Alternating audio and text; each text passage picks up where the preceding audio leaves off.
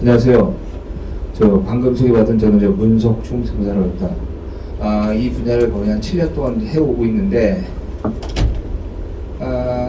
저희가 위치한 데가 이제 수도권이다 보니까 요 이남 쪽에 계신 분들하고는 접촉할 수 있는 게 굉장히 적었어요. 그래서 저희가 광고 같은 거를 이제 올리게 되면은 꼭 그런 말씀들을 하십니다. 아니, 그 대구를 얘기 들어볼게요. 우리 대구에서 세무사들이 엄청 많은데 왜 대구에 있는 세무사들은 모르냐? 그러면서 자기 기장하고 있는 세무사님들한테 물어보면 야, 그거 사기야. 그거 절대로 안 되니까 그거 듣지도 말고 가지도 마. 이러신 분들 제가 굉장히 많이 들었어요. 특히 대구하고 광주, 부산 그쪽 분들은 좀 뭐랄까 좀 기가 세다고 얘기해야 되나? 그래서 그런지 몰라도 그러니까 본인이 이해하기 전까지는 수긍을 못 하시더라고요. 그래서 저희가 이번에 이제 대구 쪽에를 집중적으로 이제 하면서 이남 쪽에도 좀 광고를 좀 해야겠다라는 생각이 들어서 일단은 좀 급하게 마련했습니다. 급하게. 원래는 좀 미리 좀 준비했으면 수백 명이 오셨을 텐데 그러기엔 좀 그래서 일단 좀 조그맣게 시작해가지고 일단 좀 전반적으로 이남 쪽을 좀 확장하는 쪽으로 가자. 그래서 오늘 처음으로 이 자리를 마련하게 됐습니다. 저 이거 바꿔야 되겠죠? 메모는 딱히 안 하셔도 돼요. 메모할 건 딱히 없으니까 일단 들어만 보세요. 들어만. 그래서 이것이 과연 상식적으로 또는 합리적으로 타당한가? 이건 여러분들이 좀 판단하면 됩니다. 자, 첫 번째는요. 그 콘서트의 주제하고도 연결되는 겁니다. 지금 이 콘서트의 그 주제는 뭐냐면 권리 의무예요. 권리 의무. 그럼 권리 의무가 어떤 얘기냐? 저희 사무실에 오셔가지고 저하고 상담하는 분들하고 이렇게 얘기를 하다 보면 공통적으로 뭐라고 말씀하시냐면 세무공무원에 대해서 어떻게 생각하냐? 라고 물어보면 뭐라고 그러냐면 갑중의 갑, 슈퍼갑 이렇게 말씀하십니다. 갑중의 갑, 슈퍼. 그 왜 갑중의 갑, 슈퍼갑이냐? 그러면 아니 세무서에서 하라면 해야죠. 시청에서 그 세무공무원들이 하라면 해야죠. 라고 말씀하십니다. 물론 하려니까 해야죠. 특히 세무조사와 관련해가지고는 이분들이 이제 생각하는 공통적인 뭐냐? 우리가 이제 세무조사를 예를 들어서 이제 받는다고 쳐봅시다. 세무조사를 받게 되면 제일 먼저 하는 게 뭐냐? 세무조사 나오는 조사반원들하고 친한 세무사가 누군가? 그것부터 알아봐요. 그래서 그 사람을 통해서 일명 쇼당이 가능한지를 먼저 생각합니다. 그리고 그 세무사님한테 잘 좀 해주세요라고 부탁하고 또 조사를 나온 세무공무원들한테 어떻게 해서든지 좀 잘 보여가지고 좋게 끝내려고 이렇게 합니다. 물론 모든 국민은 세금을 내야 될 의무는 분명히 존재합니다. 또 세금을 내는 게 맞아요. 그런데 우리가 탈세와 절세를 구분할 때 절세라는 것은 합리적인 범위, 세법에서 규정되어 있는 그 내용과 더불어서 세무 관행이라는 게 있습니다. 그 관행 범위 내에서 자기가 선택할 수 있는 최적의 선택을 해서 자기한테 유리하도록 하는 것이 결국 합리의 의사결정이거든요. 그런데 대부분들의 납세자분들은 뭐냐면 그런 걸 잘 몰라요. 그리고 또 어떻게 생각하냐? 기장 맡겼으니까 세무사가 알아서 해주겠지. 이렇게도 생각합니다. 자, 그러다 보니까 무슨 문제가 생기냐? 정작 세금을 내지 않아도 되는 경우가 굉장히 많은데 몰라가지고 세금을 내는 경우가 95%예요. 95%. 제가 한번 예를 들어볼게요. 이게 이제 1998년도에 굉장히 유명한 사건이에요. 무슨 사건이 있었냐면 오스람 임플란트라고 있습니다. 들어보셨죠?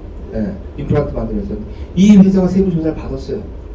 세무조사를 받아가지고 법인세를 상당히 많은 금액이 추징이 됐습니다. 자, 그런데 이 세무조사를 대행한 세무대리인이 있어요. 이 사람은 뭐에 중점을 뒀냐? 이 회사가 과연 회계처리를 정확하게 했느냐? 세무적으로 맞냐 틀리냐? 이걸 안 따졌어요.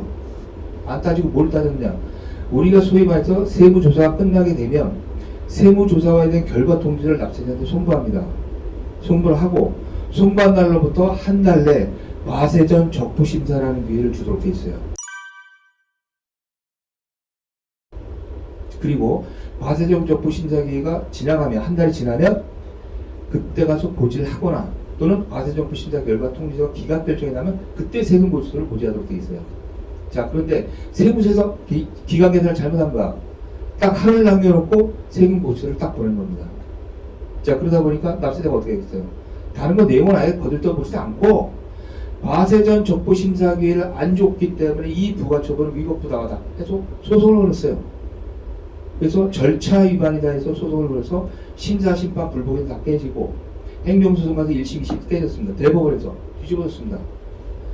과세전 적부심사라는 건 납세자한테 사전적으로 권리를 부여할 수 있는 기회를 주는 건데 그 전에 세무서에서 세금 고지를 했으니까 잘못했다 절차 위반 해서 어떻게 뒤집어지다 보니까 국세청에서 그러면 너네 과세전 적부심사만 주면 되지 해서 다시 과세전 적부심사 기회를 줬어요.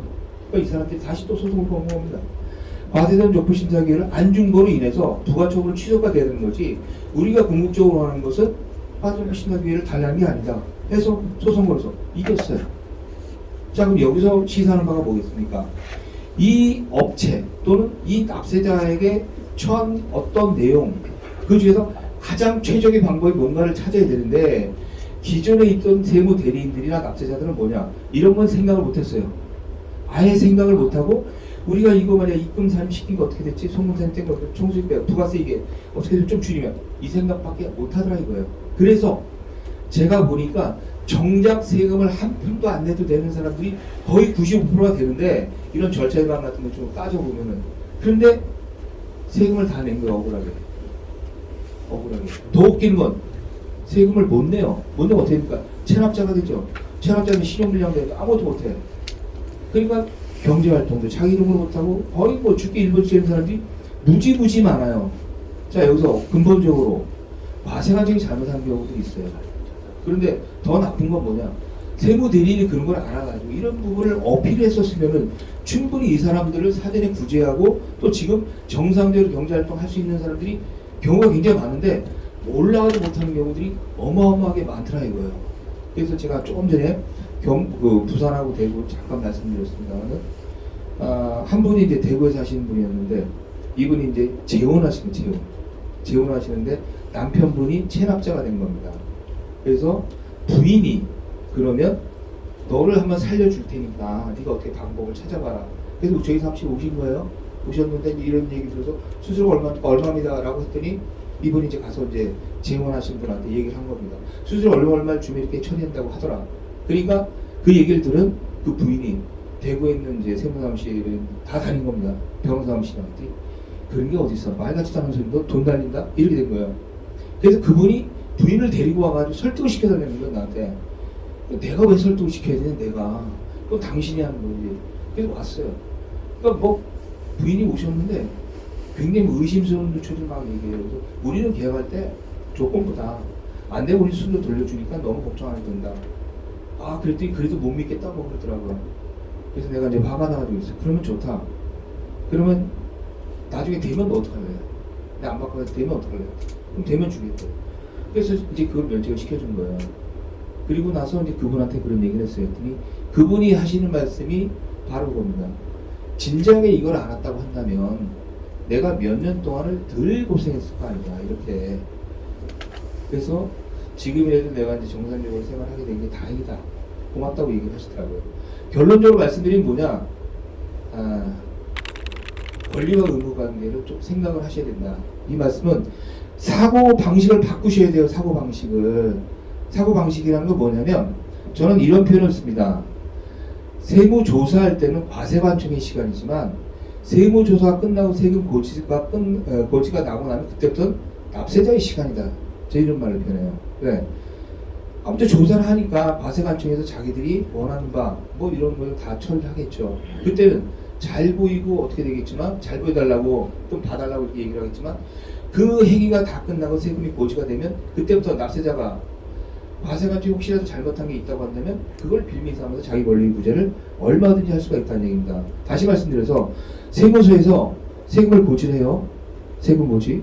그러면은 그건 뭐 과세관청의 정당한 그 권리니까 나는 그걸 수인할 수 있는 의무가 있다는 얘기예요.